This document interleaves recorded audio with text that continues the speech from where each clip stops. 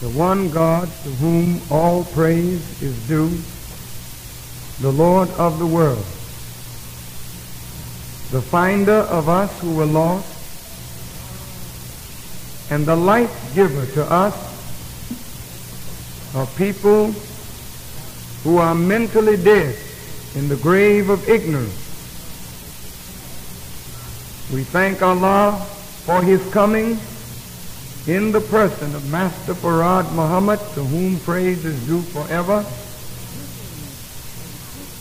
And I am eternally grateful to Allah for blessing the black man and woman of America with a divine leader, a divine teacher, and a divine guide in the personage of the most honorable Elijah Muhammad, the messenger of Allah. To you, my beloved brothers and sisters, I greet you with the greetings of peace. In the Arabic language, we say Assalamu alaikum, which means in English, peace be unto you. And to my many nationalist brothers and sisters, we say to you, Abarigani. To Brother Hannibal Afrique, to Brother Lou Palmer, to each and every one of you that are present tonight, it is a great honor for me to have been invited to be a part of the 8th anniversary of the Shule Ya Watoto,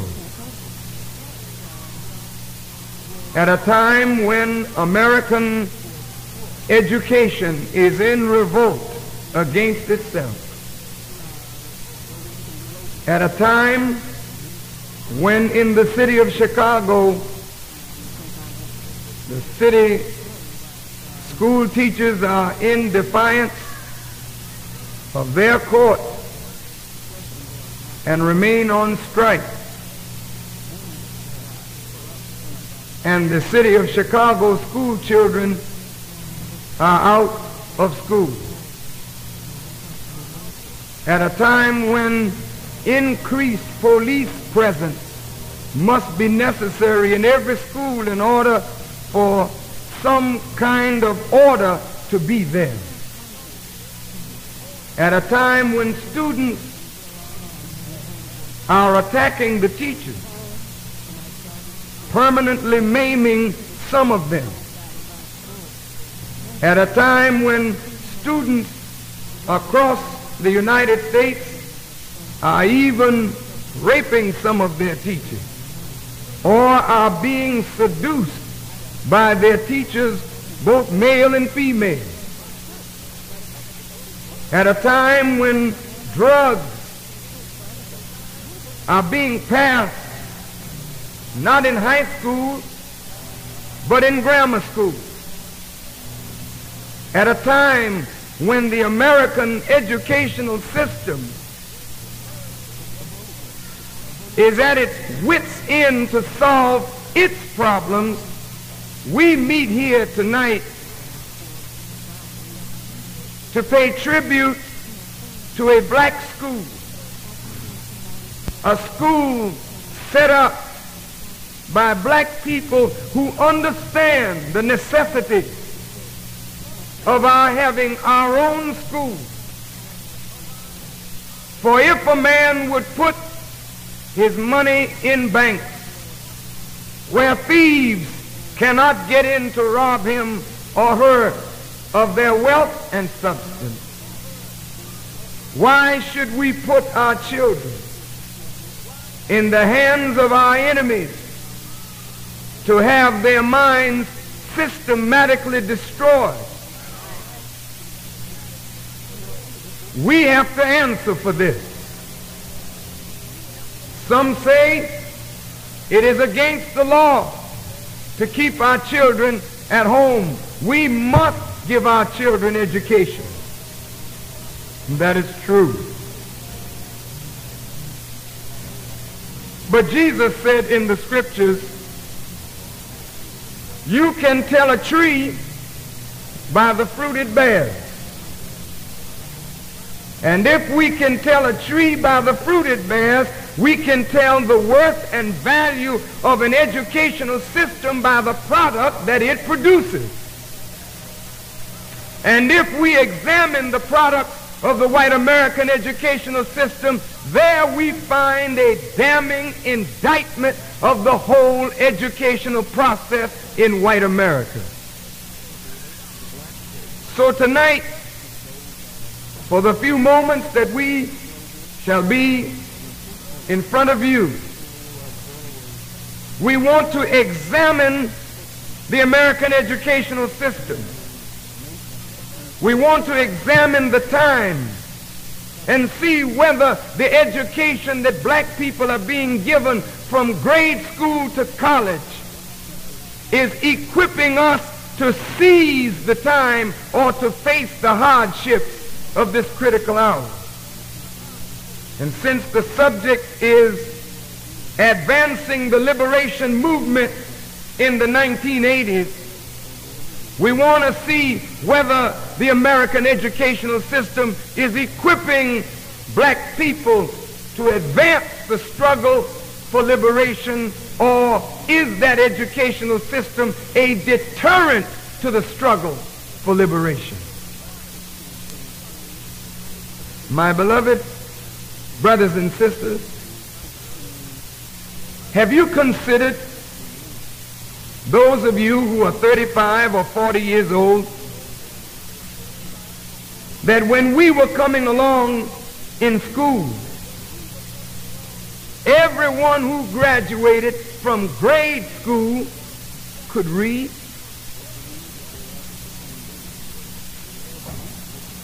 Come on now, I want you to think. Maybe you don't want to admit that you're 35 or 40 or over. But let's reflect a moment. Have you noticed that when we got to high school, there were no black high school children who could not read the textbook? 30 years ago, we could read. 30 years later, there's a television documentary this past Sunday that stated that there are black college students who graduate from the universities who cannot read. Is this an accident, or is this by design? We must ask ourselves this question. How many of you remember they used to give us IQ tests? I don't know whether they still do. Do they? Very good. They say that IQ stands for intelligence quotient. Do you remember that those in our classrooms that had the highest IQ, ask yourself, where are they now? How many brothers and sisters do you know that had the highest intelligence who are achievers at this moment in history? Where are they? They're all gone. Where are they gone? Some have died from an overdose of drugs. Some are languishing in prison. Some sisters have turned into prostitutes, but yet they had the highest intelligence in the class. Those of us that are making it today and impacting on black America, if you check our background, we were the mediocre intelligence of the classroom. Where is the cream of the crop? And what kind of educational system does America have that kills the best that black people have to offer? We got to ask ourselves, is this an accident or is this by design? And if this happened 35 years ago, 40 years ago, Is it happening at this very moment? Yes, it is. Will you ask yourself the question, how could America be technologically wise enough to go to the moon, send a contraption in space to picture Mars, and visit the far planet, sending back information to Earth, and we can't send our children to school, and they bring back information out of a book? Brothers and sisters, this is not an accident. This didn't just happen. We maintain it is by design. The white people of this country know that education, properly utilized, is the torchlight of civilization. And if the black man of America is equally educated to white people, he will demand the same thing that white people have. So equal education will bring about a desire for equality, and a desire for equality will bring blacks into constant clashes with whites. So what do? You feed into the education a systematic poison that, instead of turning the students on to higher motivation for learning, as they get older, you turn them off. If you look, brothers and sisters, your young male children who are black, they may have started off in school brilliant. By the time they're at the 4th grade, you begin to see a regression. Your girl children moving ahead steadily, but your male children backing up, so that by the time they get out of high school, the young 16-year-old high school girls are much more advanced intellectually, emotionally, psychologically than the young boys. And so these young girls are looking for old men, because young men their age have nothing to offer them. Is this an accident, or is this by design?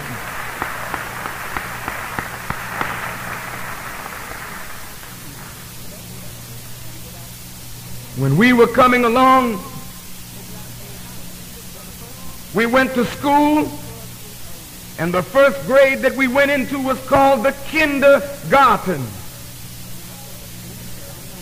Those are two German words, Kinder and Garten. Kinder means the children. Garden is a fertile, delightful spot for the planting of seeds. I ask you, what kind of seeds were sown in our minds in the kindergarten? And if you can't recognize the seeds, look at the full-grown product of what was sown, and they'll tell you what was sown in your mind 30 years ago, 15 years ago, 40 years ago.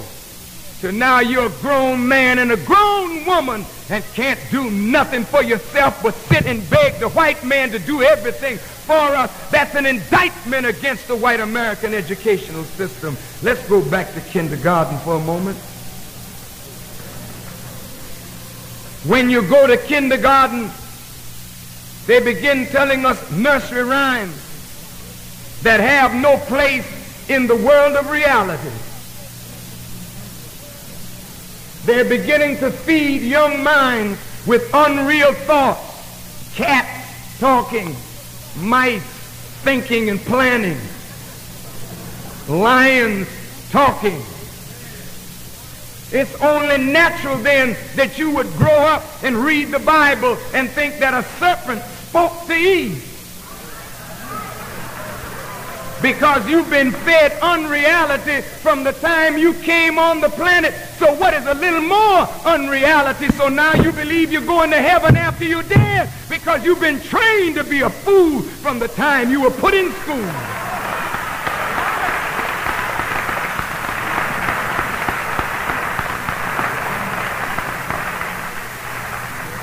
Mary had a little lamb, its fleece was white as snow. Jack and Jill went up the hill to fetch a pail of water. Goldilocks and Snow White. There it is. Check the seed out. Black mother, black father. Why your little black children go to school and feel ashamed of you and wonder why they were born black in this world. It's some kind of crime to be born black because they were nursed on Snow White, and they know they're not snow nor white.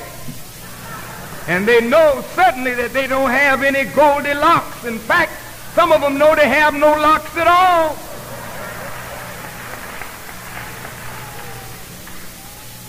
When poor little brother and poor little sister realize that their hair's so short you can't twist it with a tweezer, then they get upset and wondering whether God had made a mistake. And then, of course, they painted the picture for us of little black Sambo.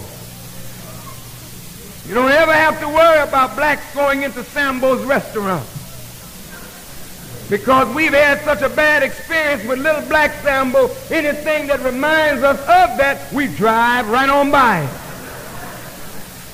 Now you say, oh, come on, man. I thought you were going to give us a heavy lecture. You don't need nothing heavy. It's the light stuff that has killed you.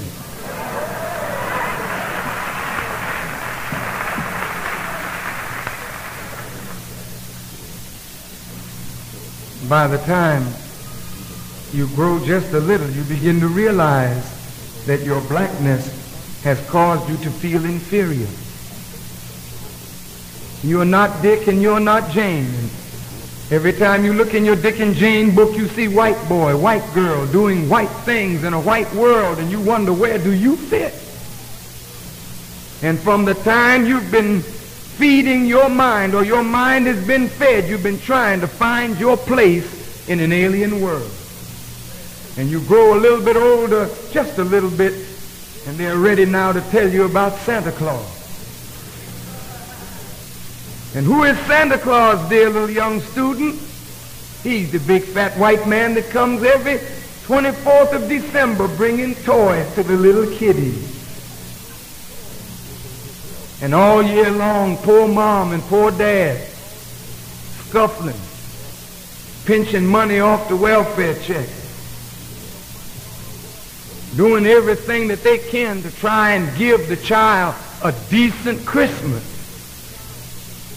And then they turn around and give the credit to Santa Claus, painting the picture in your unsuspecting child's growing mind that if you want something, don't ask your black mother for it. Don't ask black daddy for it. Ask a white man, because only the white man can give you what you want. And that's what the whole picture of Santa Claus is feeding your child. And that's why in 1980, here we are, 30 million black people with more education than any other black people anywhere to be found on earth, but we produce nothing that we consume, even to the toilet paper that we use. Huh?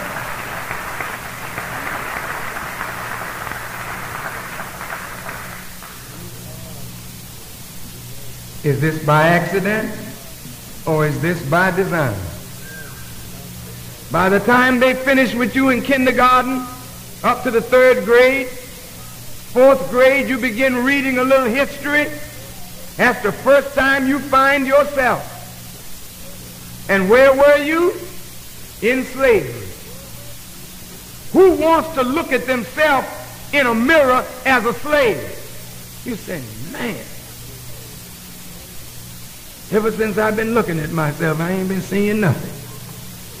Now I finally find my place, and here I am, toting white folks' barge, lifting their bail, getting too drunk and staying in jail.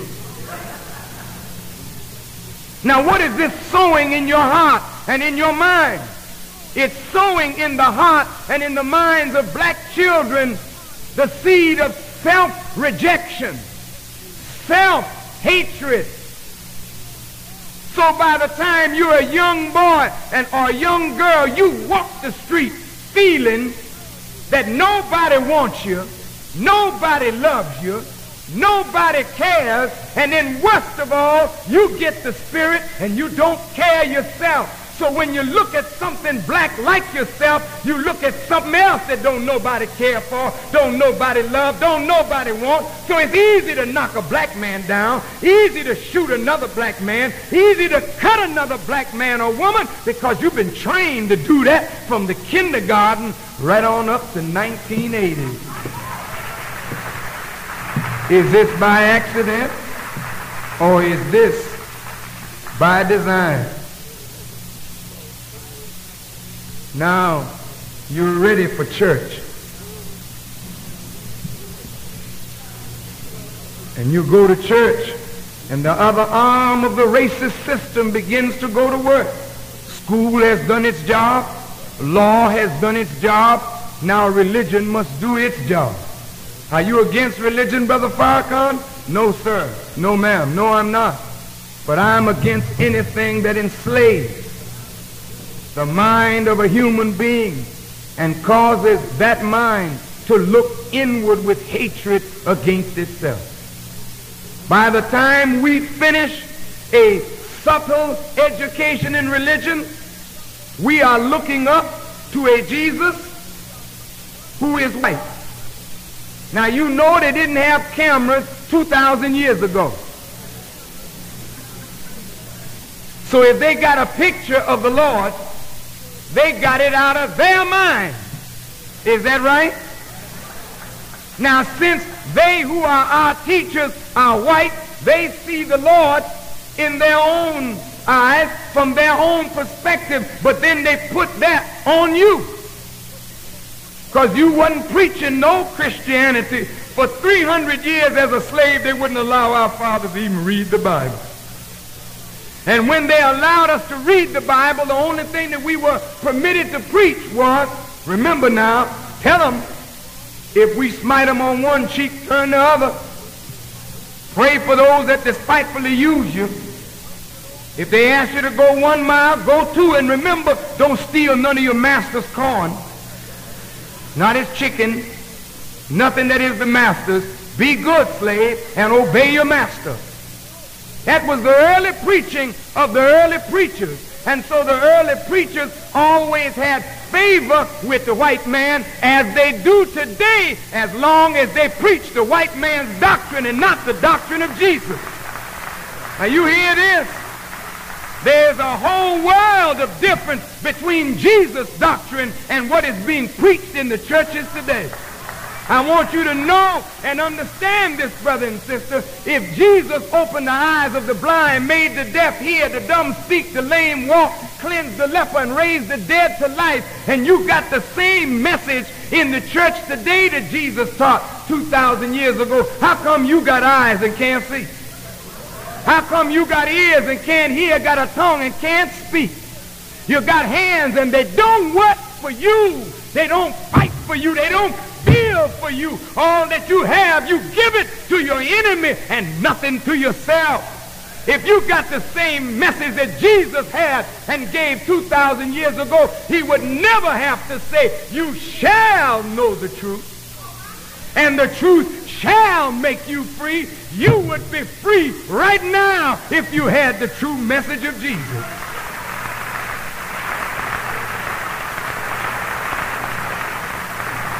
But my beloved brothers and sisters, the same white man that brought our fathers into slavery was not going to give us Jesus' message. Just like today, if you don't watch, they'll give you oil and make you think it's butter.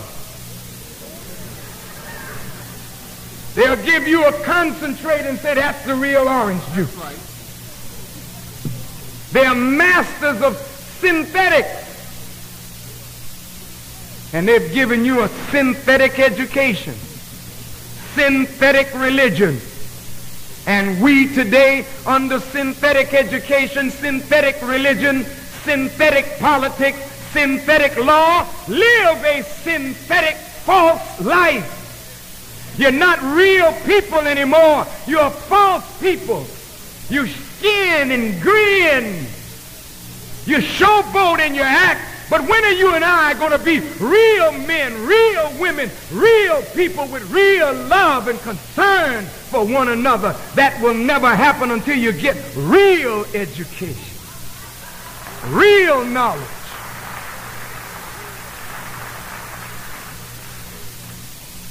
Now you are ready to go to college. You just got through high school. Now watch how the sisters get through. Black women, they got to study the Caucasians' teachings to get by.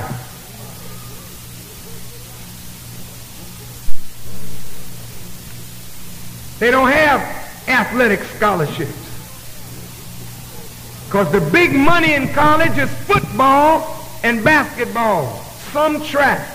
Only just recently they began giving females scholarships. So anytime a woman went to college, she had to have it up here.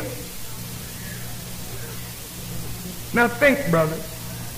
We get in college. Every one of us that went to college, just about all of us, we got there playing sports. And in all the colleges that I have been blessed to visit around this country, brothers and sisters, do you know that the black students that are there are tricked into these universities under these scholarships, and these white coaches tell them, look, don't get into no hard courses. I brought you here, Sam, to play football. I brought you here, Sam, to play basketball. Look, nigga, run. Run, nigga, run. And we'll get you through school. And here you are, bad as you want to be on the football field, but you got a phys ed background. When I say phys ed, I mean that's the course you're in. By the time you get out of college, they've used you up. Your knee is bad from basketball and football. They lie to you and make you think you're going to be a draft choice for the NBA or the American Football Conference. Only a few can make that. And so what happens to your life after you get out of college and can't read? Who cares about you? You just out there now with a college degree that don't mean anything. You got it on your wall. Somebody, that's my degree. Hell, a degree on the wall is not a degree at all, brother. Your degree don't belong on the wall. Your degree belongs into the practical application of the knowledge that you are supposed to have learned to free yourself and your people. But you don't do that. How many of you can really say you're educated with a doctorate degree? You're sick and you need a doctor. What kind of education is this, brother, sister, that you and I are getting? An education that does not train character while it trains the intellect. Don't you know if you're a liar with a PhD degree, you're just a lying PhD? I mean, think about how cheap that is. I got me a PhD degree and I'm a stone liar. Here are people getting master degrees and are sissy. I mean, think about this. How can something be truly educating you and not giving you strong morals to live by, principles to guide your life by? Life is run on principles. The success of life is built on adherence to certain immutable laws and principles. But you can quote out of the book, oh Socrates, oh Plato, oh Aristotle. Go ahead and quote, Sam. But that doesn't build character. We can't trust each other. That's why there's no business ventures with partners that stand up, because we don't know how to cooperate with one another. And if we don't know how to cooperate with each other, but ants cooperate, bees cooperate, Birds cooperate. Everything in the universe cooperates, but the black man has no will, no mind, no spirit to cooperate. What kind of education have you received?